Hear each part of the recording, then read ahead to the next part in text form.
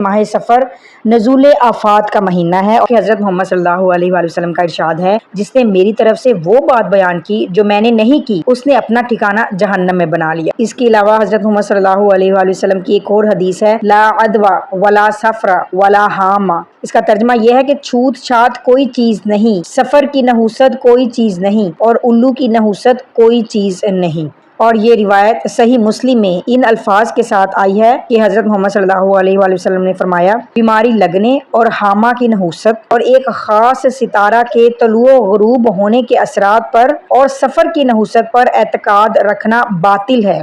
سفر کے مہینے کی کوئی نحوست نہیں ہے، لا سفر، آپ صلی اللہ علیہ وآلہ وسلم نے فرمایا۔ قرآن پاک میں اللہ تبارک و تعالیٰ کا ارشاد ہے، ما اتاکم الرسول فخذوہ وما نہاکم عنہ فانتہوا۔ جو کچھ یہ رسول تمہیں دیں وہ لے لو، اور جس چیز سے منع کر دیں اس سے رک جاؤ۔